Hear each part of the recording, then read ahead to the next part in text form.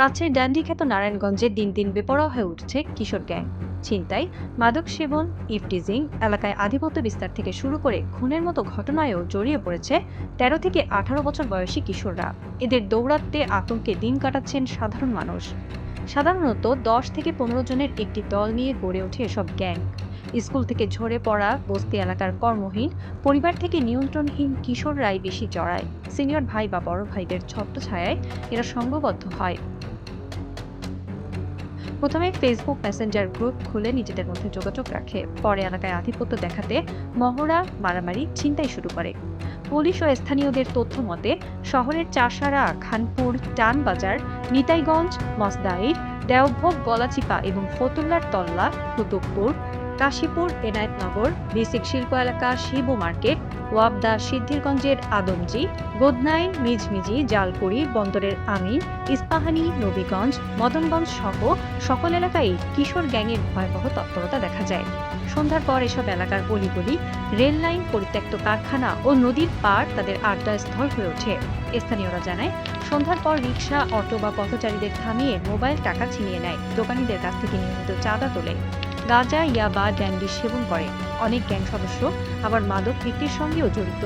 School কলেজের সামনে মেয়েদের উত্ত্যক্ত করে। সামাজিক যোগাযোগ মাধ্যমে মেয়েদের ছবি নিয়ে টিকটক, ফেসবুকে কুরুচিপূর্ণ মন্তব্য ছড়ায়। আধিপত্য বিস্তার বা সিনিয়র জুনিয়র দ্বন্দ্বে দেশীয় অস্ত্র নিয়ে সংঘর্ষে জড়ায়। কর্মচারীরা কাজ করতে পারে না, আয়া হুমকি দেয়, চাঁদাবাজি কয়, টাকা দেন, টাকা দেন, টাকা না দিলে হ্যারে হুমকি দিয়ে উঠাই লয়ে যায়, মারপিট করে, কর্মচারীরা একটাও কাজ করতে পারে না।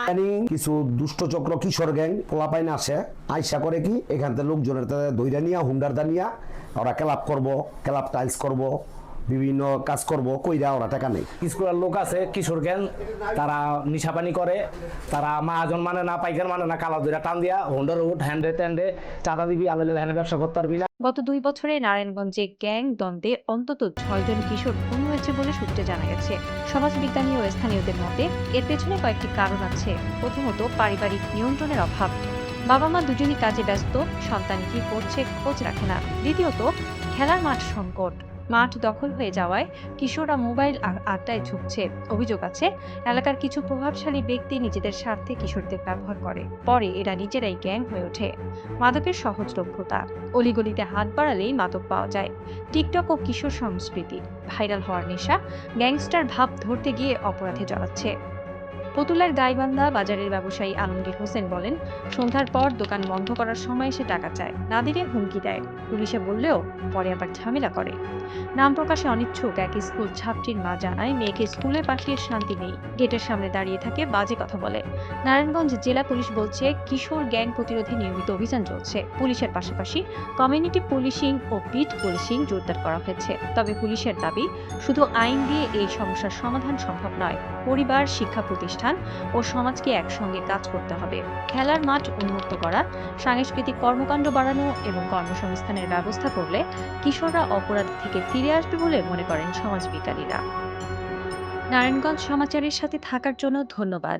লাইক, কমেন্ট ও শেয়ার করে পাশে থাকুন।